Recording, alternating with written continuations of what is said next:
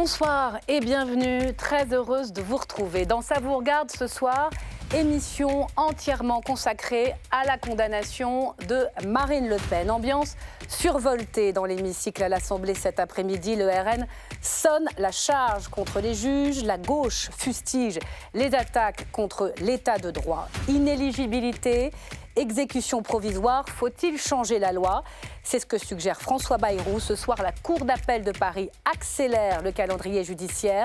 Elle envisage un procès et une décision avant l'été 2026. Ça vous regarde spécial. Marine Le Pen condamnée. Pourra-t-elle se présenter? C'est parti.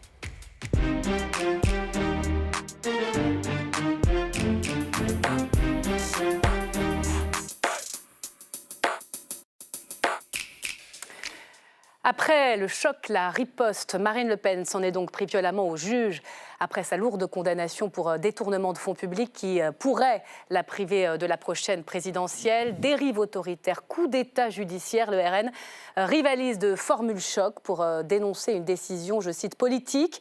L'exécution immédiate de la peine d'inéligibilité est au cœur de cette contre-attaque, mesure d'exécution provisoire qui interroge aussi le Premier ministre François Bayrou. On va y revenir. C'est un séisme politique qui est commenté en France, bien sûr, mais aussi à l'étranger, jusqu'à Donald Trump, habitué à faire, vous le savez, des juges ses principaux adversaires. Bonsoir Laure Miller. Bonsoir. Et merci d'être là. Vous êtes député Ensemble pour la République de la Marne, pardonnez-moi. Bonsoir Daniel Simonet. Bonsoir. Député Nouveau Front Populaire de Paris, vous siégez avec le groupe écologiste. Bonsoir Gaëtan Dussosset. Bonsoir. Bienvenue, député Rassemblement National des Vosges. Et bonsoir Philippe Gosselin. Bonsoir. Député La Droite Républicaine de la Manche. Un débat 100% politique pour commencer cette émission spéciale que l'on va ouvrir comme chaque soir par le récap de Valérie Brochard.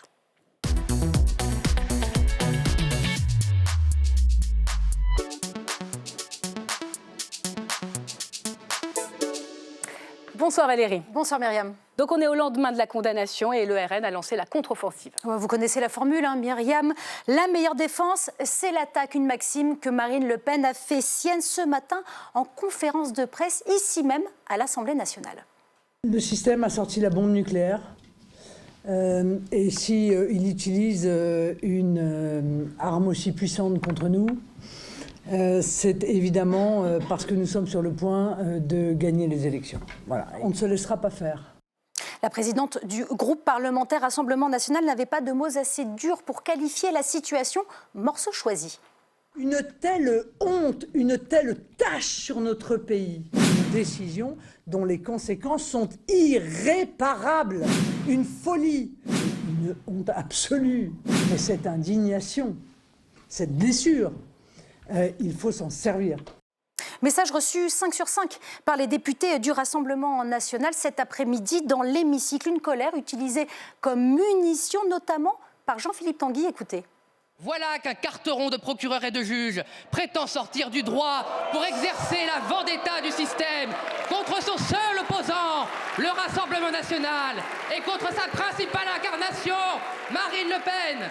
Il y a des tyrannies qui enferment leurs opposants. Il y a désormais des juges tyrans qui exécutent l'état de droit en place publique. Alors pour lui répondre, le garde des Sceaux a préféré utiliser son flegme, rappelant au passage qu'il existe en droit, pour Marine Le Pen comme pour n'importe quel justiciable, un recours. Tout citoyen, que toute citoyenne, doit pouvoir faire valoir son droit au recours, à être jugé par une cour d'appel. Et je souhaite personnellement que ce délai de jugement nouveau à la cour d'appel de Paris puisse être organisé dans un délai le plus raisonnable possible. Un souhait qui a peut-être été entendu puisqu'il y a quelques minutes, Myriam, la Cour d'appel de Paris a indiqué qu'elle examinera ce dossier pour une éventuelle décision à l'été 2026. Mais en attendant, Myriam, en attendant que la Cour revienne peut-être sur ces sanctions prévues, eh bien la peine d'inéligibilité à exécution provisoire s'applique dès maintenant. Et le Premier ministre s'est dit un peu plus tôt dans la journée, je le cite, troublé par l'énoncé de ce jugement, à tel point qu'il ne s'est pas montré particulièrement opposé à ce que la loi soit modifiée, comme le suggère Éric Ciotti. On écoute François Bayrou. La loi à partir de laquelle les juges ont pris leur décision a été votée par le Parlement de la République. Je pense qu'il y a des questions à se poser, je l'ai fait moi-même. Et c'est le Parlement qui décidera si oui ou non il convient de toucher à l'écriture de la loi, à partir de quelle écriture les magistrats jugent.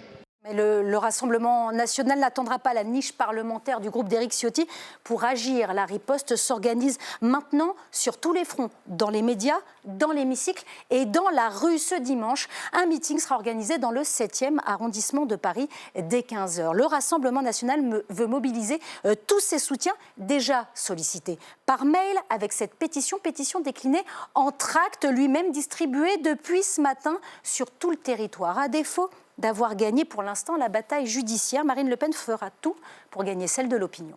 Merci beaucoup Valérie Brochard. Gaëtan Dussosset, première réaction ce soir, la Cour d'appel accélère son calendrier. Je ne sais pas si c'est à la demande de Gérald Darmanin, normalement séparation des pouvoirs, le ministre n'a pas les moyens, mais n'empêche que c'est une première.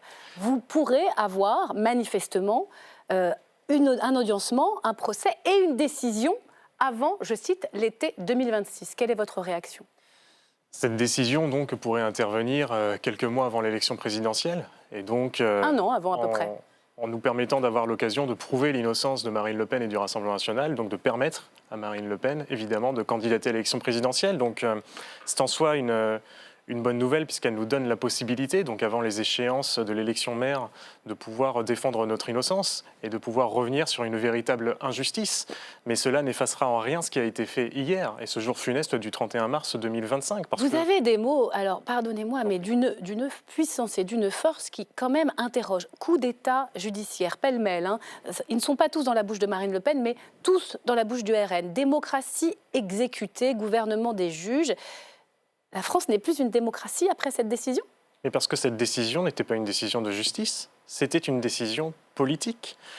La présidente du tribunal, lorsqu'elle a évoqué la condamnation et les sanctions et les peines qui allaient être encourues par Marine Le Pen et les cadres du Rassemblement national, a justifié le fait qu'en effet, il n'y avait pas d'automaticité de l'inéligibilité et donc de son exécution provisoire. Marine Le Pen n'avait pas à être rendue inéligible de façon automatique, avant même la possibilité de faire un appel et avant même d'avoir la possibilité de défendre son innocence. Elle l'a dit, c'est dans son jugement. Donc elle a pris volontairement la décision elle-même de rendre cette inéligibilité immédiate avec exécution provisoire. Et c'est ce que nous avons contesté, puisque ceci est une atteinte au fonctionnement démocratique. Donc pour vous, pour être très clair, ça n'est pas à un juge de décider si une candidate condamnée en première instance, donc de façon non définitive, peut ou non se présenter à l'élection présidentielle. Parce que vous savez très bien que dans le fonctionnement judiciaire, il arrive que parfois les premières instances se trompent. Il y aura donc un appel avant l'élection. Il faut garantir le droit à la possibilité, et c'est ce que permet l'appel. Lorsqu'il y a un appel, la personne qui a été condamnée dans la première instance redevient intégralement et totalement innocente. La présomption d'innocence redevient la règle et donc elle retrouve l'intégralité de ses droits. On a le temps de revenir dans le détail. Mais pour vous, elle est victime ou elle est coupable? Parce qu'elle a été condamnée. Elle a été condamnée en première instance pour des faits graves, détournement de fonds, 4 millions d'euros, une peine d'éligibilité de 5 ans. Je vous rappelle Alain Juppé, les faits c'était 5 ans aussi. Donc elle est victime ou elle est coupable? Et vous savez pertinemment que nous défendons notre innocence et qu'évidemment Marine Le Pen est victime dans cette affaire. C'est une affaire qui a été initiée il y a maintenant 10 ans par 2 socialistes qui plus est, le président du Parlement européen, un Allemand, Martin Schulz à l'époque, et la ministre de la Justice de l'époque, Christiane Taubira. Je ne vais pas vous refaire le CV et le parcours de Christiane Taubira pour vous dire un peu ce qu'elle pense de Marine Le Pen et des idées qui sont portées par le Rassemblement national. Cette affaire a duré pendant 10 ans. Pendant 10 ans, nous avons défendu notre innocence. Oui, nous avons un désaccord profond avec les institutions européennes sur le rôle des collaborateurs parlementaires. Et nous ne sommes pas les seuls à le dire, puisque les troupes de la France insoumise et du MoDem de M. François Bayrou font également l'objet de la même enquête de la part des institutions européennes. François Bayrou a été relaxé, contrairement à des députés européens du MoDem. Vous avez raison de le préciser, parce que ça prouve véritablement l'objectif du jugement qui a été rendu hier, c'était d'empêcher Marine Le Pen d'être candidate à l'élection présidentielle. Réaction, Laure Miller, une décision politique pour empêcher Marine Le Pen d'être candidate. Je pense qu'il faut remettre quand même les choses dans leur contexte ce soir. Et après tout ce qu'on a en effet, comme vous l'avez dit, entendu pendant cette journée et la soirée d'hier.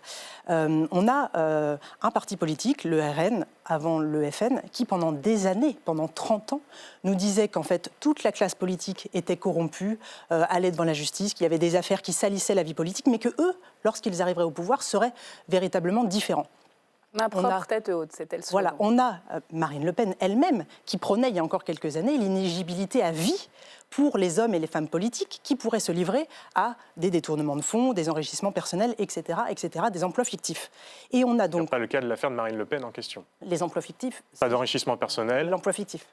Pas d'enrichissement personnel, pas de corruption, pas d'emploi fictif non plus. D'accord, mais il y a des détournements quand même d'argent public. L'emploi fictif n'a pas été retenu dans l'affaire, ils ont parlé de contrat fictif qui d'ailleurs n'existe pas. Mais pas emploi fictif, c'est dans le jugement, effectivement. C'est vrai qu'il y a des personnalités, par exemple Thierry Léger a été le garde du corps de Marine Le Pen et il est condamné également pour avoir, au fond, travaillé pour Marine Le Pen, c'est son garde du corps, et pas au Parlement. Exactement. Mais donc, voilà, on a quand même ces éléments, c'est-à-dire un parti qui donne des leçons à la classe politique tout entière, qui prône l'exemplarité et qui, avant même d'arriver au pouvoir, finalement, on le voit à travers, si on prend la peine de lire les 150 pages de ce jugement, et en effet avec la présomption d'innocence qui vaut puisqu'elle est en appel, mais qui quand même a détourné de l'argent qui est de l'argent des fonds européens pour finalement son parti, et quelque chose qui est, contrairement à ce que vous dites, qui n'est pas un désaccord. La règle, elle n'est pas celle que vous rejetez aujourd'hui. La règle, c'est que lorsqu'on emploie des parlementaires, lorsqu'on emploie des assistants parlementaires au Parlement européen,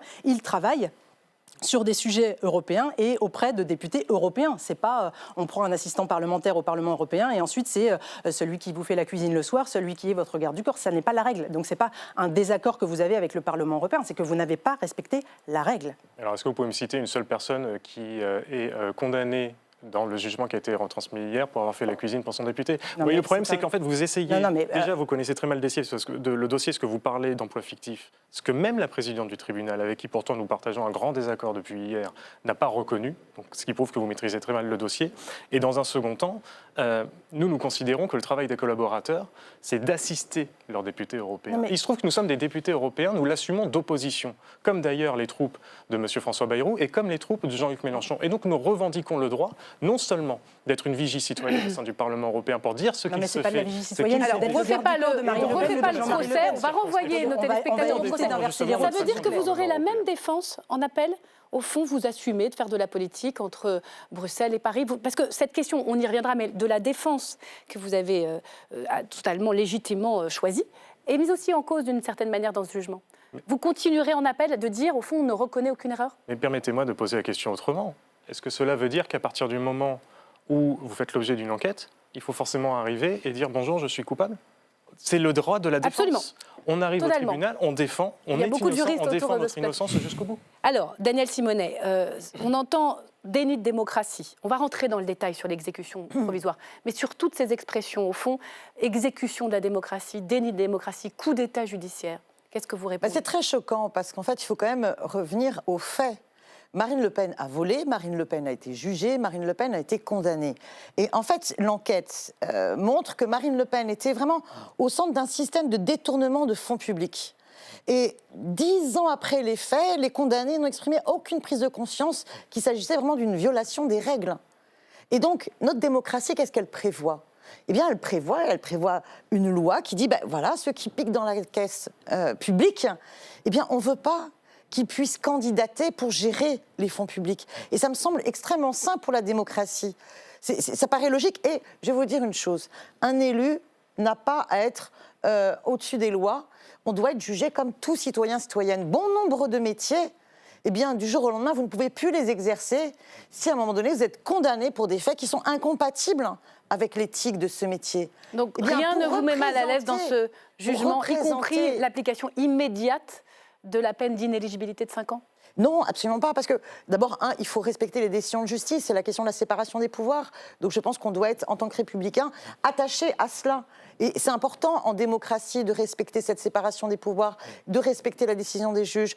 Moi, je suis profondément choquée par tout le relais dans des sites d'extrême droite de menaces à l'encontre des juges. C'est inacceptable. La magistrate. Inacceptable, et on ne vous a pas entendu condamner l'ensemble de ces menaces. Si, tout à fait. Vous condamnez, Marine Le Pen l'a fait ce matin dans sa conférence de presse. Nous devons protéger notre démocratie. Et je vais vous dire, la corruption en politique, c'est un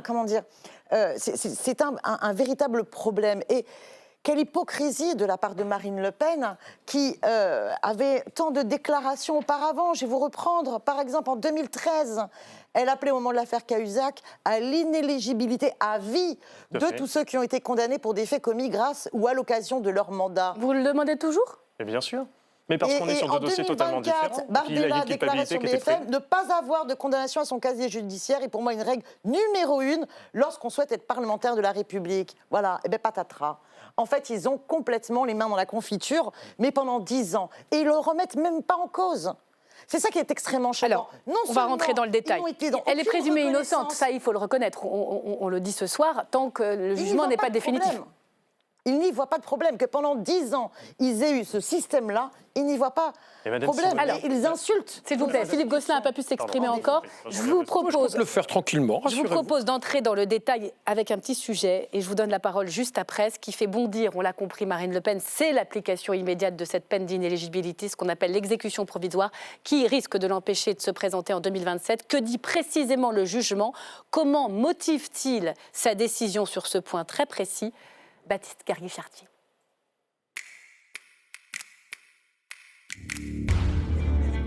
L'exécution provisoire prononcée à l'encontre de Marine Le Pen il y a plus de 24 heures agite les débats à droite comme à gauche. Une peine laissée à la discrétion des juges, mais sur quel motif s'est basé le tribunal ? Les magistrats peuvent appliquer l'exécution provisoire si le risque de récidive est avéré, et c'est sur ce point que le tribunal de Paris s'est appuyé, à en croire les propos de la présidente. Le risque de récidive est objectivement avéré. Avéré, notamment au regard de la stratégie de défense des accusés.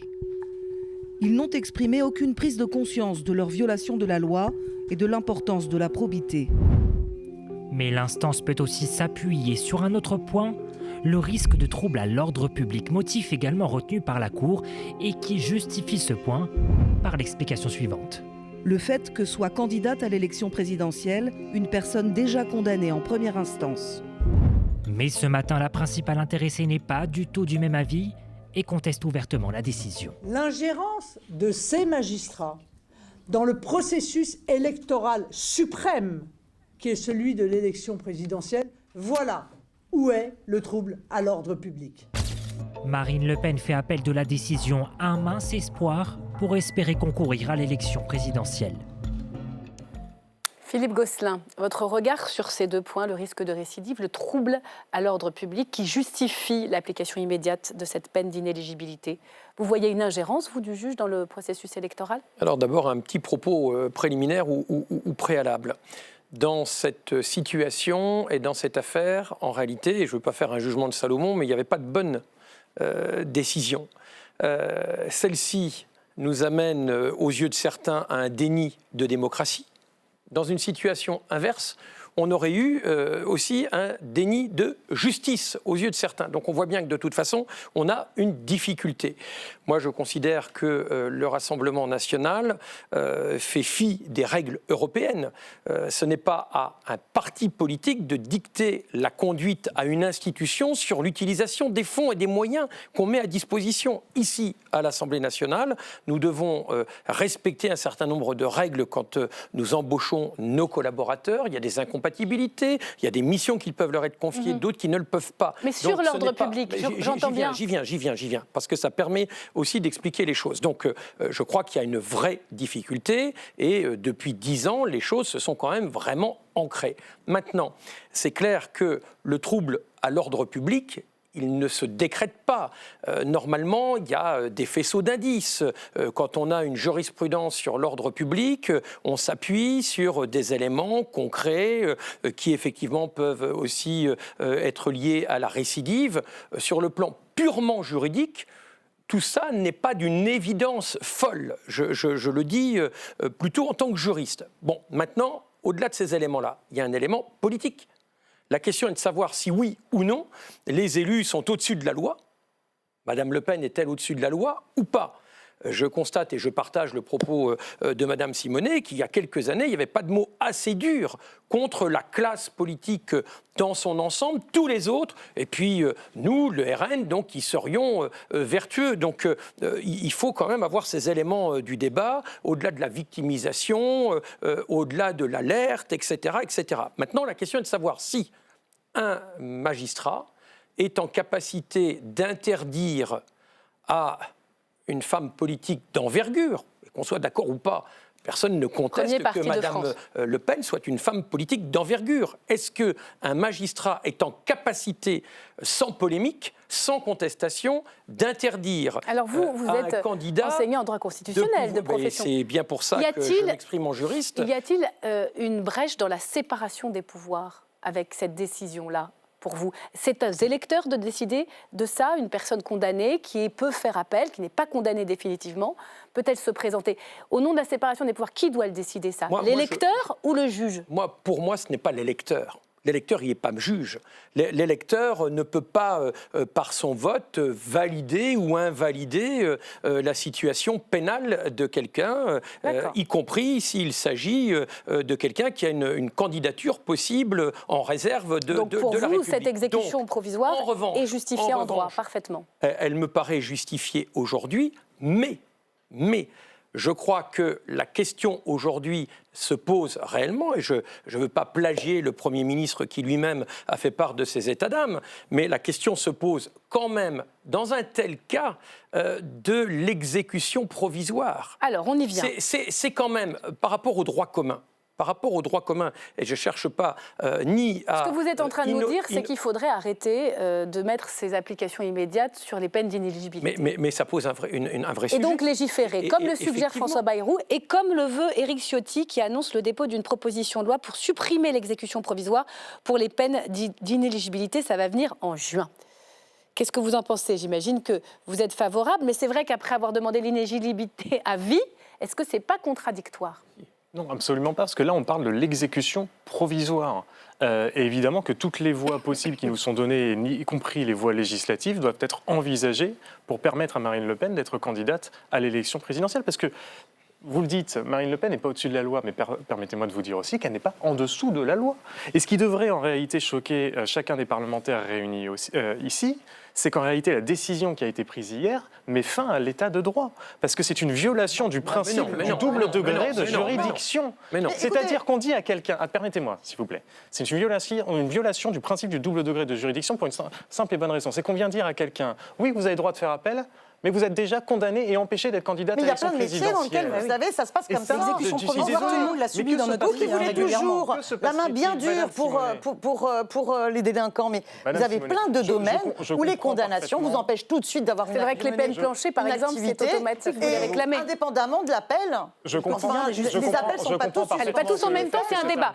Daniel Simonet vous répond et vous répondez. C'est un débat. Allez-y et vous répondez après. Madame Simonet. Ça y est, j'ai terminé. Vous avez plein de domaines où, lorsque vous êtes condamné, même si vous faites appel, l'appel n'est pas forcément suspensif et vous ne pouvez plus continuer d'exercer telle ou telle profession. C'est quand on parle de meurtre, avec torture, avec viol, etc. Non, vous volez des médicaments, vous ne pouvez pas travailler dans un laboratoire, une pharmacie. Mais quand vous dites, au fond, que l'état de droit est foulé du pied, c'est très, très impressionnant comme phrase. La possibilité, ça veut dire qu'on retire le droit à Marine Le Pen d'être candidate à l'élection suprême, à savoir à l'élection présidentielle, avant même qu'elle ait été condamnée définitivement. Et c'est cela qui pose un problème. Je comprends que cet argument qui vient d'un parlementaire du Rassemblement national ne vous convainc pas. Mais dans ce cas-là, écoutez l'ancien secrétaire général du Conseil constitutionnel, Jean-Éric Schuttel, qui lui-même disait que la décision qui a été prise ne prend pas en compte la liberté des électeurs, qui est un principe constitutionnel fondamental et auquel vous devriez être accroché. Dans quel pays démocratique empêchons-nous la leader de l'opposition, aujourd'hui créditée à plus de 35% dans toutes les intentions de vote, de candidater à une élection? Et après, c'est nous qui allons donner des leçons à la terre entière. Il y a beaucoup de sujets que vous soulevez. C'est vrai qu'il y a une question prioritaire de constitutionnalité. On en a parlé sur LCP. C'était pour un Mahorais dans le cadre d'une exécution provisoire, d'une inéligibilité d'un mandat local. Un mandat local. Mais quand même, le juge constitutionnel, Richard Ferrand, qui préside maintenant l'institution, a écrit noir sur blanc qu'il ne fallait pas que cette application immédiate porte atteinte à la liberté de l'électeur. Et puis, vous avez François Bayrou, votre Premier ministre, bloc central, socle commun, qui dit, je suis troublé, qui dit, il va falloir peut-être regarder, vous, législateurs, à corriger. Qu'est-ce que vous lui répondez ? Non, mais alors, moi, je pense qu'en effet, ce sujet se discute totalement. Simplement, là, la loi est telle, elle existe aujourd'hui, que cette exécution provisoire était tout à fait possible. La décision pouvait être prise de cette façon-là par le magistrat. Par ailleurs, je me mets à la place des Français, quand même. Comme vous le disiez, tous les jours, il y a des justiciables qui sont concernés par l'exécution provisoire d'une peine qui est prise par un tribunal en première instance. Donc, vouloir faire un régime spécial pour les hommes et les femmes politiques, ça donne une image, je trouve, déplorable de la démocratie et de la façon dont on fonctionne, en espèce de petite caste qui a envie de se protéger. Non, la vérité, c'est quand même que, voilà, Marine Le Pen, elle est aussi face à ses responsabilités. On ne parle pas, vous parliez de crimes, etc. Là, c'est quand même un détournement de plus de 4 millions d'argent. Présomption d'innocence. Et donc, vous posez, Madame Miller, je vous en supplie, présomption d'innocence. Oui, non, mais vous avez... Présomption d'innocence. Présomption d'innocence, très bien. Et le Rassemblement national on peut rappeler quand même les montants de la condamnation en première instance. Le Rassemblement national a été condamné de façon définitive par la Cour de cassation en juin 2024, là aussi sur du recel d'abus de biens sociaux. Voilà, c'est une autre affaire. Mais je veux dire, présomption d'innocence sur celle-ci. Alors, ça n'a rien à voir, mais vous n'êtes pas blanc comme neige. Je voudrais qu'on vienne sur la question de savoir si vous devez corriger par la loi cette possibilité de rajouter une application immédiate à une peine d'inéligibilité. Au fond, ce n'est même pas la loi Sapin, c'est la possibilité, d'un côté, pour le juge, c'est le code de procédure pénale, l'exécution provisoire, il faut qu'elle soit motivée, on l'a vu, risque de récidive, trouble à l'ordre public. Et puis, il y a l'inéligibilité avec la loi Sapin, qui doit maintenant être examinée de façon obligatoire par le juge. Ça ne veut pas dire qu'il la prononce, cette peine, mais il doit l'examiner. Est-ce qu'il faut séparer les deux ? Est-ce qu'il faut empêcher à l'avenir qu'un juge puisse mettre une peine d'exécution immédiate sur une inéligibilité ? Je ne pense pas. Je pense que là, si je comprends le raisonnement des juges, c'est qu'il y avait d'abord une gravité des faits quand même énorme. Hein. Je veux dire, détournement de fonds de 4,5 millions d'euros pendant 10 ans, avec tout un système qui certes ne contribue pas à un enrichissement direct des personnes, mais de fait qui montre bien que leur train de vie, a été accompagné d'une manière quand même qui n'aurait pas du tout été celle-ci s'ils avaient respecté le cadre. Tout ça a choqué. Donc la proposition de loi Ciotti, vous ne la voterez pas. C'est exactement ce qu'il veut faire en juin. Il y a un sondage qui est intéressant. 68% des Français estiment que la règle d'exécution provisoire en cas de condamnation pour détournement de fonds publics est juste. Voilà. C'est-à-dire que vous avez 69% des Français qui se disent quelqu'un qui est condamné pour détournement de fonds publics, donc qui a vraiment mis les mains dans la caisse, et puis pas qu'un peu, eh bien, il ne doit pas pouvoir se présenter au suffrage, et qui plus est au suffrage suprême.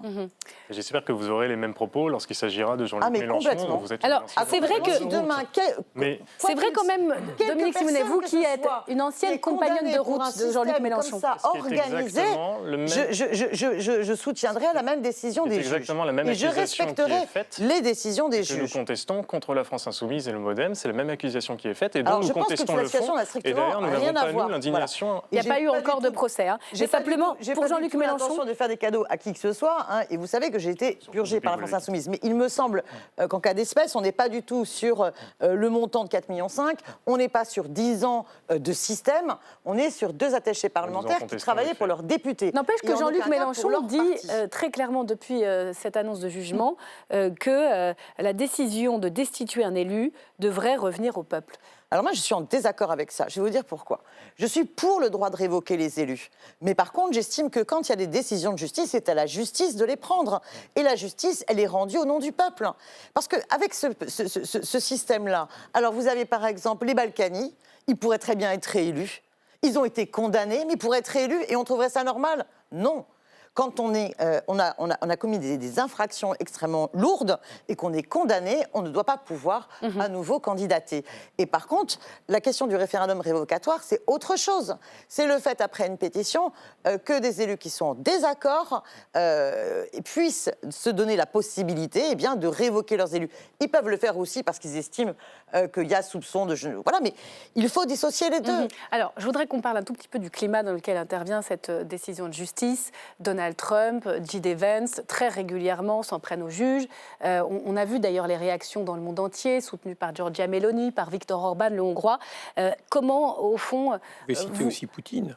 Exactement, le Kremlin russe a réagi. Philippe Gosselin, ce climat anti-juge vous inquiète-t-il ?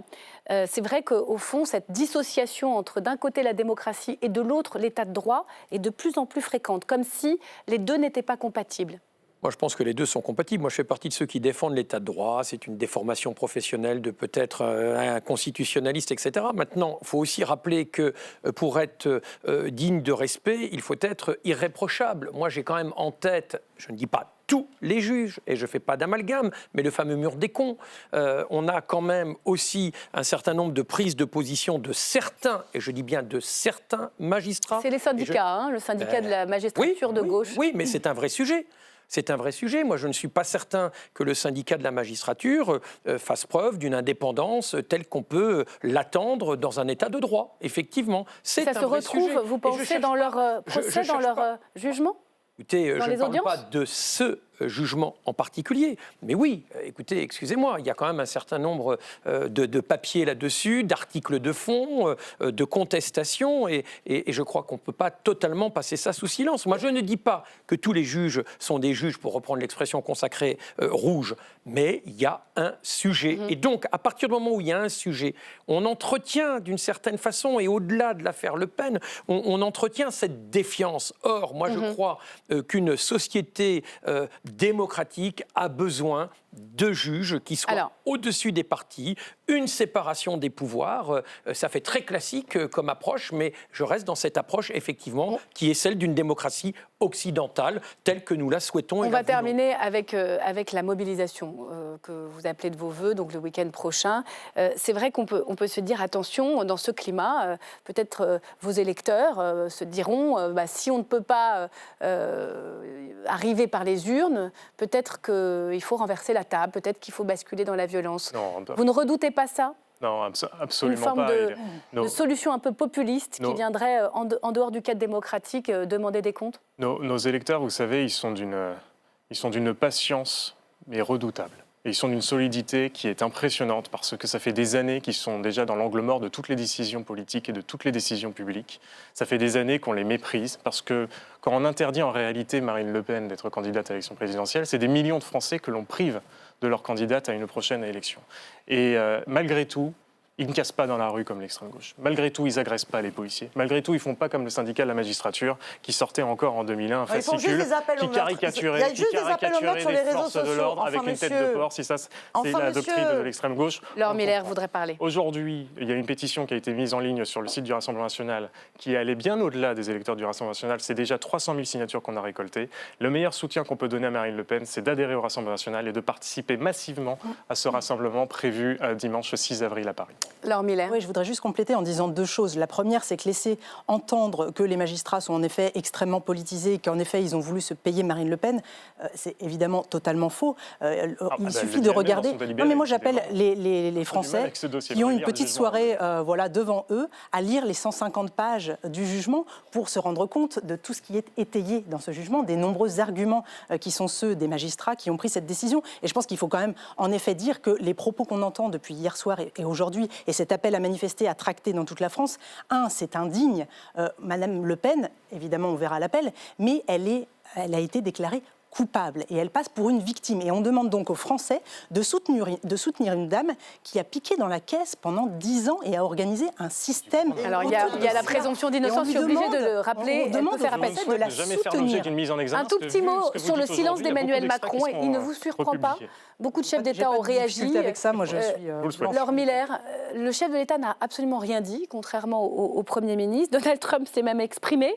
Il est temps qu'il exprime, c'est au fond lui aussi le garant de l'indépendance de la justice, le président de la République. Faut-il qu'il parle ? Oui, je pense qu'une expression de la part du président de la République serait souhaitable. Après, il y a un temps qui est celui du chef de l'État et qui, je pense, il est aussi important qu'il n'intervienne pas dans l'arène lorsqu'on est dans des moments aussi troublés que ceux qu'on peut vivre aujourd'hui. Mais vraiment, le climat, je trouve, les propos qui sont tenus par le RN sont très inquiétants. Merci beaucoup. On va s'arrêter là. Je rappelle l'information juste que le président de la République, article 5 de la Constitution, veille par son arbitrage au fonctionnement régulier des pouvoirs publics. Je soumets ça à la réflexion générale ce soir. L'information de la soirée, je vous la rappelle, c'est que la Cour d'appel accélère son calendrier judiciaire. Elle envisage un procès et surtout une décision avant l'été 2026, ce qui pourrait laisser une opportunité à Marine Le Pen de se défendre à nouveau en appel et peut-être, s'il n'y a pas d'exécution provisoire dans ce deuxième jugement d'appel, eh bien, se présenter à l'élection présidentielle. Nous en restons là. Merci beaucoup. Merci d'être venu débattre sur LCP. On va continuer à analyser ce coup de tonnerre politique et judiciaire. Un jugement qui fait de Marine Le Pen une justiciable comme les autres ou au contraire un jour funeste pour la démocratie, comme le dit la chef de file du Rassemblement national. Avant d'accueillir nos invités, comment les Français, on en parlait, regardent ce jugement. Reportage à Hénin-Beaumont et à la Ferté-sous-Jouarre. Thibaut Enoch avec les équipes de l'AFP. À Hénin-Beaumont, sur le marché ce matin, les militants RN s'emploient à sauver le soldat Le Pen. Soutenir Marine Le Pen pour soutenir également la démocratie. Une distribution de tracts en réplique à la décision judiciaire. Merci à vous. Je vais vous demander ça. Est-ce qu'elle aura le droit de se présenter On va se battre pour, madame. Et un sentiment dominant, l'injustice. Je trouve que la peine, elle est trop lourde. Moi, je pense que c'est fait exprès pour les élections 2027. On sent que c'est quand même un peu dirigé. Mais de toute façon, ça changera quoi? On votera quand même pour les idées. Autre lieu en France, autre ambiance. Dans cette commune de Seine-et-Marne, qui a pourtant voté à 50% pour Marine Le Pen en 2022, les avis sont plus partagés. Ça a été rendu, voilà. Elle a joué, elle a triché, elle s'est fait avoir. Rien à dire de plus. Je trouve que c'est normal, hein, parce que si ça arrivait à nous, par exemple, ça serait très rapide. Hein. J'y crois pas tellement, quoi. Ça fait un peu gros quand même. Mais si la condamnation de Marine Le Pen est jugée justifiée par la plupart des habitants, son inéligibilité, en revanche, fait débat. Non, je trouve pas ça normal. Elle devrait pouvoir se représenter. Trump, il a fait pire, il est au gouvernement. C'est tout à fait normal. On ne va pas élire des gens qui ont des casiers judiciaires gros comme ça. C'est normal qu'il y ait condamnation. Maintenant, l'histoire de l'inéligibilité, si demain elle gagne l'appel, elle ne va pas pouvoir se présenter aux élections. Donc elle n'aura pas été coupable et on l'aura punie. C'est un peu gênant. Des habitants partagés mais globalement d'accord avec la justice, à l'image du reste du pays. 57% des Français estiment la décision concernant Marine Le Pen normale. 68% soutiennent l'exécution provisoire, la rendant inéligible. Et bonsoir Jade Doucelin. Bonsoir. Merci d'être là. Bonsoir maître, vous êtes avocate pénaliste au barreau de Paris. Bonsoir Pierre-Henri Tavoyot. Merci d'être là, philosophe, président du Collège de philosophie. Comment gouverner un peuple roi chez Odile Jacob? J'en parle, c'est pas votre dernier, mais ça parlait de ces questions de légitimité entre pouvoir politique et judiciaire notamment. Bonsoir Erwan Lecoeur. Bonsoir. Bienvenue. Vous êtes sociologue et politologue, spécialiste de l'extrême droite. Enfin, bonsoir Jean-Sébastien Ferjou. Ravi de vous accueillir, journaliste fondateur du site d'information Atlantico. Alors repartons des Français qui comprennent finalement majoritairement cette décision. Erwan Lecoeur, est-ce que ça vous surprend ou pas? Pas du tout. Pourquoi? Parce que j'aime bien ce pays et que je pense que ce pays est un pays de raison, cartésien, qui réfléchit, et que je pense que dans ce pays, les gens sont attachés à une notion qui s'appelle la justice avec un grand J ou avec un petit J. Ce qui est plutôt étonnant, c'est plutôt ce qui se passe sur les plateaux de télévision, et pour en parler avec des journalistes étrangers, c'est plutôt ça qui les étonne. Décision normale, disent-ils, oui. Pour 57% au vu des faits reprochés. 42% considèrent qu'il s'agit d'une décision de justice sous influence. On retrouve finalement le rapport de force politique dans le pays. Absolument, le clivage politique est retranscrit ici. Et l'autre élément, mais je laisserai les juristes en le rappeler, c'est que normalement on ne commente pas de la façon dont ça se produit depuis hier, à ce point, de cette façon, avec des mots aussi, je dirais, non pas seulement durs. On parle de tyran, on parle de choses absolument incroyables. On ne commande pas une décision de justice. Ça, c'était le premier point. Donc, premier point, oui, les Français sont égaux à eux-mêmes, c'est-à-dire, ils sont raisonnables, ils se disent, voilà, il y a une justice, on nous dit qu'elle est indépendante. En l'occurrence, elle est indépendante puisqu'elle a appliqué le droit, point. Jean-Sébastien Ferjou, c'est vrai que c'est étonnant au regard des formules chocs qui sont employées. On va venir sur le détail de la décision, sur le fond, sur le risque de récidive, sur l'ordre public, sur l'exécution provisoire. Mais on a entendu toute la journée coup d'État judiciaire, jugement digne de régime autoritaire, dictature des juges dans la bouche du Rassemblement national. Et les Français, finalement, considèrent que cette décision, majoritairement, pas tous, 57% est normale, et à 68% finalement qui ne sont pas choqués par l'exécution provisoire. Vous n'êtes pas surpris, au fond, au regard de ces formules qui sont vraiment extrêmement puissantes et qui pourraient nous dire qu'est-ce qui se passe, on n'est plus en démocratie, que finalement, ils valident plutôt la décision de justice? Non, ça ne me surprend pas vraiment. Je pense que le Rassemblement national est dans une difficulté stratégique parce qu'il n'a pas suffisamment anticipé, je pense, la décision qu'il allait recevoir et pas forcément suffisamment préparé l'opinion, en tout cas l'opinion qu'il cherche à convaincre lui de sa vision à lui. Parce que oui, c'est normal parce que les Français considèrent finalement, d'une certaine manière, c'est le stade ultime de la banalisation, de la normalisation du Rassemblement national, c'est tous pourris comme les autres. Maintenant, moi, je pense que cette décision, elle pose problème, pas sur la condamnation elle-même, pas sur les poursuites elles-mêmes, mais l'inéligibilité provisoire, parce qu'il faut bien comprendre ce que c'est. Et d'ailleurs, le Conseil constitutionnel l'a expliqué vendredi dernier. Mais pour un mandat local d'un Mahorais. Les gens qui pensent qu'il faut juste défendre l'état de droit et qu'il y aurait une espèce de droit qui serait une matière purement technique, qui s'appliquerait comme ça sans que les magistrats n'apprécient un contexte, c'est d'ailleurs ne pas respecter la fonction de juge. Mais qu'est-ce qu'il a dit, le Conseil constitutionnel? Il a dit une peine d'inéligibilité provisoire, elle a ceci de très particulier que quand vous êtes condamné à une amende ou condamné à de la prison, ça ne concerne que la personne condamnée. Quand vous êtes condamné à une inéligibilité provisoire, ça concerne non seulement la personne condamnée, effectivement, c'est un coup d'arrêt à son destin politique, mais bon, ils n'avaient qu'à pas commettre les faits délictueux, mais ça concerne aussi toute la collectivité. Et le Conseil constitutionnel a vraiment parlé de la proportionnalité avec la liberté de l'électeur. Alors, je précise qu'il s'agissait d'un mandat local et non pas national, et que d'ailleurs, on peut voir dans ce jugement que la magistrate a pu l'appliquer pour les Il a élus apprécié locaux. le droit. Mais regardez justement les motivations de la magistrate sur le risque de récidive comme sur le trouble à l'ordre public. Moi, je trouve choquant. Sur le trouble à l'ordre public, il faut bien comprendre quelle est la motivation de la décision. Et là encore, on ne peut pas juste dire se draper dans la vertu démocratique, parce que précisément, c'est un véritable enjeu démocratique. Le trouble à l'ordre public, alors on va avoir, le trouble à l'ordre public est retenu, affiché à l'écran, les mots du jugement par sur le tribunal, par la présidente du tribunal correctionnel de Paris. C'est l'idée même d'une élection de Marine Le Pen. D'une Marine Le Pen qui aurait été condamnée en première instance. Mais vous voyez bien qu'elle n'est pas élue par l'opération du Saint-Esprit. C'est donc en réalité le tribunal, ce qu'il considère comme un trouble à l'ordre public, c'est le fait que des électeurs puissent, bien qu'elle ait été condamnée, voter pour elle. Et c'est là où moi, ça me pose problème, parce que je me fiche éperdument du destin de Madame Le Pen. Mais c'est comme sur la liberté d'expression, vous savez, quand on défend un principe, c'est pas défendre le contenu du propos qui crée polémique, c'est défendre le principe. Sur le principe, je considère qu'il appartient aux électeurs de décider qui est à leurs yeux digne ou non de se présenter à une élection, que nous n'avons pas besoin de directeur de conscience, que nous n'avons pas besoin de tuteur en quelque sorte, parce que c'est une logique de démocratie censitaire, et moi je préfère la démocratie libérale. C'est très clair, c'est au peuple de répondre à la question de savoir qui a le droit de se présenter à une élection présidentielle, même condamné de façon non définitive. Alors je me tourne, puisqu'on est au cœur du sujet, on rentre dans le détail sur ce jugement. Maître, qu'est-ce que vous en pensez sur les points, vraiment, le cœur du débat, c'est l'exécution immédiate de l'inéligibilité. Elle est prononcée parce que le juge considère donc qu'il y a un trouble à l'ordre public et qu'il y a un risque de récidive. Vous avez lu ce jugement, on va voir en même temps s'afficher les mots du jugement de la magistrate. Qu'est-ce que vous en pensez ?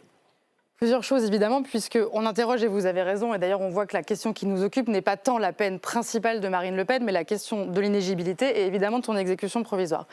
La première chose que j'ai envie de vous dire, c'est que je trouve ça toujours très dangereux de jeter des fatwas sur des juges qui ont pris des décisions. Je me permets quand même de préciser que la juge qui a pris cette décision est aujourd'hui sous protection policière parce qu'elle a été victime de menaces de mort. Je trouve toujours qu'il est très compliqué de faire peser sur des magistrats in personam ou sur une institution l'ensemble de l'opprobre d'un système judiciaire. Pourquoi je dis ça ? Aujourd'hui, on est en train de remettre en cause l'exécution provisoire d'une éligibilité à l'aune d'une décision. Mais on aurait dû se poser cette question dans un cadre autre. Je ne suis évidemment, en tant que juriste et avocate, très peinée que l'on remette en question la question du droit et son application qu'à l'aune d'un cas pratique et jamais dans ce que ça aurait pu avoir comme débat. Et je remarque que depuis 2016, à l'époque où on a mis en place cette exécution provisoire, ni un certain nombre de responsables politiques et surtout pas le camp de Mme Le Pen qui est plutôt prompte en général à demander à ce que la justice soit très rapide, très sévère et à la limite qu'on ne puisse pas revenir dessus. Je rappelle également, et c'est pour ça que je trouve ça toujours dommage que l'on étudie la question judiciaire. N'empêche qu'à la faveur de ce cas particulier, il va peut-être y avoir un texte de loi, puisque le Premier ministre suggère aux législateurs de corriger la loi. Tout à fait, alors que vous avez pourtant, et je me permets quand même de le dire, et c'est pour ça que je trouve toujours ça très dommageable, et c'est ce qui fait à mon avis que les Français sont un peu le cul entre deux chaises, pardonnez-moi l'expression, c'est qu'il y a une ambivalence aujourd'hui dans ce qui est dit par les membres du Rassemblement national. Moi, personnellement, en tant qu'avocat, je peux avoir un sujet sur l'exécution provisoire et considérer que cela peut empêcher pendant X temps, parce que les juridictions mettent du temps à aller devant une cour d'appel, cela peut empêcher un degré de juridiction effectif et rapide. Ce qui est d'ailleurs la problématique de Marine Le Pen. Et vous voyez bien que la cour d'appel y a répondu, à mon sens, aujourd'hui, en disant « nous ferons un procès rapide ». D'ailleurs, comme avocate, c'est rapide. C'est une première historique qu'une cour d'appel dise publiquement, voilà, je vais faire un jugement et une décision. C'est un trouble dans le pays. Ce n'est pas extrêmement. C'est Darmanin qui a passé un coup de fil. Comment ça se passe? Ce n'est pas extrêmement impossible. On va dire l'administration judiciaire a le droit de prendre des décisions pour qu'effectivement un trouble démocratique ou un trouble de l'ordre public puisse être, entre guillemets, rentré en ligne de compte dans l'administration judiciaire. Donc, j'entends aujourd'hui ceux qui disent c'est un privilège, etc. Je crois au contraire que ça ne devrait pas être un privilège, qu'à l'inverse, on devrait demander à ce que tous les justiciables bénéficient de temps rapides de jugement et qu'effectivement, la question de l'exécution provisoire n'existerait pas si on avait un appel rapide. Et en réalité, aujourd'hui, la question qui se pose n'est pas tant la question de est-ce qu'on doit mettre une fatwa sur ces juges. Et encore une fois, je vous le dis, c'est très dangereux ce qu'on est en train de faire. La question, ce n'est pas la première instance, c'est ce qui s'est passé. On peut avoir une décision critique, on peut la critiquer par ailleurs, elle est critiquable, sans doute. La question, c'est pas est-ce qu'on doit mettre une fatwa sur ces juges, mais est-ce qu'il existe pour Marine Le Pen un second degré de juridiction? Je rappelle que le contrôle d'un magistrat, c'est un autre magistrat qui aura accès au dossier et qui va pouvoir opérer ce qu'on appelle un second degré de juridiction. Mais le débat... Donc vous avez des réserves comme avocate sur la question de la motivation de l'exécution provisoire dans ce jugement. 150 pages de jugement, mais l'exécution provisoire, oui, c'est une décision qui est forte et inédite et donc forcément, elle est soumise à débat et discussion. Mais dans un cadre, encore une fois, judiciaire, il y a le Parlement qui doit avoir une discussion sur l'exécution provisoire et elle doit se faire de tout temps et pas seulement quand Mme Le Pen est poursuivie, parce que je rappelle que c'est elle-même qui proposait au Parlement l'inéligibilité à vie. Donc tout à fait. C'est quand même un peu ambivalent et c'est à mon avis pour ça que les Français sont un peu gênés aux entournures sur cette question. Donc normalement, on ne devrait pas avoir ce débat. Finalement. Donc il y a des contradictions internes au sein du RN. Pierre-Henri Tavoyot, le philosophe, il doit se régaler là parce que vous avez au fond tout c'est pas très nouveau d'ailleurs. Les juges, le droit contre le peuple, ou cette idée que finalement l'État de droit serait contraire à la démocratie. Une partie du peuple. Oui, mais c'est une minorité. C'est tout à fait une minorité, mais c'est les arguments qui sont en débat. Et ça vient dans un contexte très particulier, où on entend... S'il y avait une élection aujourd'hui, le droit et la justice seraient renforcés. Tout à fait. Mais comment vous regardez ça, ces arguments-là, qui est souverainement légitime à décider de qui peut se présenter à l'élection présidentielle dans le cas d'une condamnation qui n'est pas définitive? Non, si on repart du maximum de hauteur, les démocraties sont un équilibre libéral, sont un équilibre subtil entre le peuple, l'État et le droit. Et ce qui caractérise nos régimes, c'est qu'il n'en faut pas trop si on veut faire un bon dosage. Il ne faut pas trop de peuple, comme on dit, mais plutôt leurs représentants. Il ne faut pas trop d'État, pas trop de pouvoir, parce que chaque pouvoir doit avoir un contre-pouvoir. Et il ne faut pas trop non plus de droit, parce que le droit est un formidable contre-pouvoir ou un formidable frein, mais qui n'a lui-même très rarement de frein, c'est-à-dire qu'arrêter le droit, c'est délicat. Et on est dans une situation où cet équilibre aujourd'hui est devenu un peu incertain. C'est-à-dire on ne sait pas effectivement qui est le peuple, la définition du peuple est vraie problématique. L'État, normalement, c'est l'instance qui agit. On a un État qui est assez impuissant et on a un droit qui, effectivement, est énorme, devient obèse, devient complexe, devient protéiforme. c'est pas le gouvernement des juges. Il faut être très. Je trouve que cette formule est maladroite parce que, en fait, bien souvent, ce sont les politiques eux-mêmes qui se dégagent de leurs responsabilités et disent non, on ne va pas le faire, c'est pas à nous. Regardez, allez voir les juges. D'ailleurs, le Conseil constitutionnel avait retenu le législateur dans la loi Sapin 2, qui d'ailleurs en l'espèce ne s'applique pas, mais bref, avait retenu le législateur qui voulait que ce soit absolument automatique. Et le Conseil constitutionnel à l'époque avait rappelé qu'il y avait un principe qui s'appelle l'individualisation des peines et donc avait permis qu'il soit possible d'y déroger. Pour être le plus clair possible, c'est assez technique, la loi Sapin oblige le juge d'examiner l'inéligibilité, mais pas de la prononcer automatiquement, loin de là. Alors c'est peut-être là il y a une sorte de mission juridique et c'est ce qu'on peut peut-être reprocher à ce jugement. Encore une fois, on peut discuter des jugements. Quand on est en responsabilité politique, non. Effectivement, quand on est à la séparation des pouvoirs. Voilà, ministre de l'Intérieur. Marine Le Pen dit qu'il est contraire à la séparation des pouvoirs. Non, mais on a le droit de critiquer. C'est précisément pour ça qu'il y a 153 pages, parce qu'on va les regarder, on va les examiner, on l'expose à la critique. Donc on a bien le droit de critiquer des décisions de justice et de regarder effectivement si les termes sont adéquats, etc. Ce qui me gêne dans cette décision, c'est juste la fin. C'est au fond le fait de se dire, peut-être la présidente du tribunal aurait dû se dire, cette décision va avoir des portées. Et il y a une sorte, est-ce que c'est à moi de décider en dernière instance de cette affaire ? Alors elle ne décide pas en dernière instance, il y en aura d'autres. Mais est-ce que c'est à moi ne dois-je pas me retenir ? Y a-t-il pas une forme de prudence, y compris d'ailleurs pour elle, parce que le contexte et les effets politiques sont tout à fait. Donc il n'y a pas ce côté automatique ou mécanique, je pense, doit être vraiment justifié. Ou si on y va, il faut vraiment le dire et avoir des raisons de béton. Or, ce que je constate aujourd'hui dans le débat, c'est qu'il y a d'éminents juristes, je n'en suis pas, y compris ceux qui ne sont pas des partisans de Marine Le Pen, disent oui, c'est quand même très très discutable. Enfin, ça se discute, c'est quelque chose.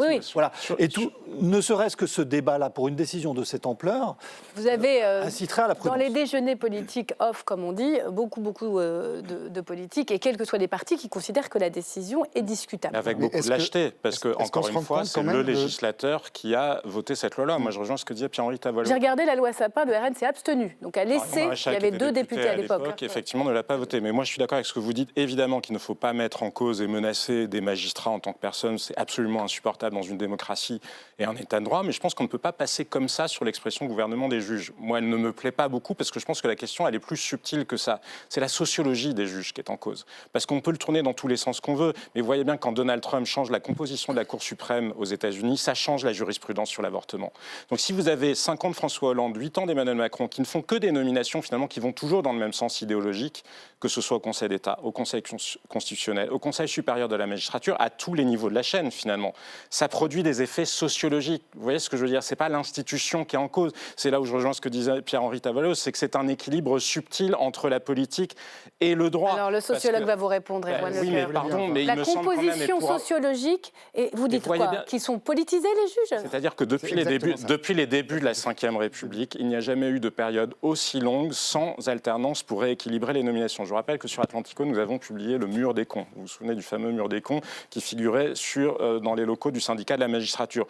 Pour l'avoir publié, je peux vous dire que depuis, à chaque fois que nous sommes face à un magistrat qui est du syndicat de la magistrature, il y a eu un acharnement judiciaire. Donc oui, la politisation de la justice, elle existe. Je ne vous dis pas qu'elle est systématique. Une écrasante majorité de magistrats... Parce que tous les juges ne sont pas nommés. Il y a une carrière, sont des fonctionnaires. Ça ne dépend pas du pouvoir politique. Vous voyez bien que ce qui compte, c'est comme si je deviens demain président de LCP, ça aura probablement un impact sur... Erwan Lecœur, vous répond, c'est un débat. Vous êtes un journal engagé, vous faites de la politique et vous dites, en gros, tout le monde fait de la politique et vous allez... chercher la sociologie pour distinguer ce que vous êtes en train de dire. Est-ce que vous pouvez nous parler de la personne qui vient d'être nommée secrétaire général du Conseil constitutionnel ? Mais parlons de cas concrets, monsieur, parce que vous êtes sociologue. La réalité, c'est intéressant. Écoutez-vous. Vient d'être nommé secrétaire général du Conseil constitutionnel. Si vous voulez bien, vraiment. Mais répondez-moi, puisque vous avez un avis. J'ai pas à répondre à vous. Sur la réalité. Vraiment.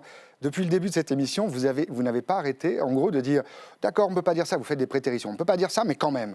On ne peut pas dire ça, mais quand même. » Sur tous les plateaux de télévision depuis hier, j'observe ça. Je vous dis juste, de Belgique, de Suisse, d'Allemagne et de l'ensemble des... On est encore à la risée du monde. Enfin, vous vous rendez quand même compte ? Vous êtes en train de dire qu'en gros, la juge aurait dû faire de la politique. C'est un minimum d'honnêteté sociologique, là encore, vous amènerait à constater qu'à l'étranger aussi... Alors, on va en parler justement de la réaction de Donald Trump, notamment. Moi, j'ai eu beaucoup de gens qui ont appelé depuis l'étranger. Ce qui les choque, c'est qu'une candidate à la présidentielle ait été empêchée, comme en Roumanie. Je leur explique que ça n'est pas comme ça que ça se passe. Vous racontez n'importe quoi sur la perception à l'étranger, parce que c'est là aussi plus subtil. Votre agressivité ne sortira pas de ce que vous faites. Erwan Lecoeur, je vous donne la parole, et puis je voudrais qu'on parle justement des réactions à l'étranger. En étant agressif comme ça. Erwan Lecoeur. De sociologie, on ne fait pas de vous l'expression du bien. Non, mais c'est un débat pluraliste, chacun apporte vous êtes où exactement son point de vue. Vous êtes en mission, vous avez quelque chose à... Allez. Poursuivez, s'il vous plaît, monsieur Lecoeur. Donc, première chose, sur les juges. Je me permets de dire, puisque je connais un petit peu le Rassemblement national depuis une trentaine d'années que je travaille sur le sujet, je ne crois pas à la fable selon laquelle ça leur est tombé sur le dos comme ça et qu'ils ne s'attendaient pas du tout à ce qu'elle soit condamnée. Tout le monde savait que Marine Le Pen serait condamnée. C'est une évidence. Il suffisait de regarder comment les eurodéputés du MoDem avaient été condamnés il y a 1 an. Vous l'avez peut-être écrit dans votre journal, peut-être pas. 8 députés du MoDem avaient été condamnés. Donc tout le monde le sait. Tout le monde sait que cette condamnation allait arriver. Marine Le Pen comme tout le monde. Donc première chose, pourquoi est-ce que tout le monde joue l'étonné sur le fait qu'elle soit condamnée ? Ensuite, on nous dit non, mais c'est l'exécution. C'est l'exécution. Attendez, laissez-le terminer. C'est l'exécution provisoire. Mais ne parlons pas de n'importe quoi, ça n'a pas d'intérêt. C'est l'exécution provisoire qui est au cœur de la contre-attaque de Marine Le Pen. En fait, ce que je suis en train de vous dire, et si vous voulez bien me laisser parler une fois de temps en temps, c'est qu'en réalité, la campagne qui est en cours au sein du Rassemblement national et dans un certain nombre de médias s'est préparée il y a déjà un certain nombre de mois. Il n'y a pas du tout de surprise de ce côté-là. Marine Le Pen avait dit qu'elle ferait quelque chose de politique puisqu'elle a entièrement sur ce procès, pour les gens qui l'ont suivi. Vous pensez que sa défense, qui était la défense est évidemment au fond de ne reconnaître aucune forme d'erreur, était calculée à l'avance? Bien sûr, elle était prévue depuis très longtemps. Elle était prévue dans les 2 cas. Le premier cas, elle était condamnée, point, et elle pouvait aller en appel. Elle était condamnée et elle ne pouvait pas se présenter à l'élection. Avec cette grille-là, vous pensez qu'elle ne changera pas de défense en appel? Eh bien, comment elle va faire pour changer de défense en appel? Premier sujet. Deuxième sujet, on assiste depuis quelques heures à la montée d'une trumpisation de la politique française sur les plateaux et notamment portée par un certain nombre de journalistes et d'éditorialistes. On y vient parce que j'aimerais quand même vous faire écouter le président américain. Voilà. On va en parler même le dit, de cette trumpisation. Mais c'est quand même particulier de voir que le chef de l'État n'a pas réagi. Mais vous allez pouvoir réagir. Donald Trump, les mots du président américain qui, depuis son bureau de la Maison-Blanche, a commenté cette décision de justice. C'est une grosse affaire, c'est une très grosse affaire. J'en connais quelque chose et beaucoup de gens pensaient qu'elle n'allait pas être condamnée pour quoi que ce soit. Je ne sais pas s'il s'agit d'une condamnation, mais elle a été interdite de se présenter pendant 5 ans et elle est la principale candidate. Cela ressemble à notre pays, cela ressemble beaucoup à notre pays. Alors j'aimerais vous entendre là-dessus, sur cette idée au fond que de Trump à Marine Le Pen, il y a un vent anti-juge qui souffle partout et qui finit par, au fond, autoriser tous les populismes. Si on essaie d'être honnête et de ne pas être dans des réductions simplistes de la vie, il y a un trouble qui s'est installé, et ça n'est pas être militant que de le dire, probablement qu'un certain nombre de gens qui se prétendent neutres, précisément parce qu'ils se prétendent neutres, sont en réalité dans le militantisme. Quand on regarde, il y a un trouble qui s'est installé dans toutes les démocraties occidentales. Vous avez des pans entiers des électorats, c'est le cas aux États-Unis, c'est le cas en France, c'est le cas au Royaume-Uni, c'est le cas ailleurs, qui considèrent que une partie de l'État a été détournée par des minorités idéologiques. Vous voyez bien qu'il y a des gens qui le disent sur l'audiovisuel public, il y a des gens qui le disent sur la justice, il y a des gens qui le disent sur l'université. C'est une réalité sociologique que nous devons en France, on le dit aussi, mais peut-être à une moindre échelle qu'aux États-Unis. Oui, mais la question n'est pas de comparer trait pour trait. C'est-à-dire que réduire le trouble qui s'est installé dans nos démocraties à la trumpisation, bien sûr que M. Trump est excessif. Évidemment que personne ne va justifier la prise d'assaut du Capitole. Mais essayer...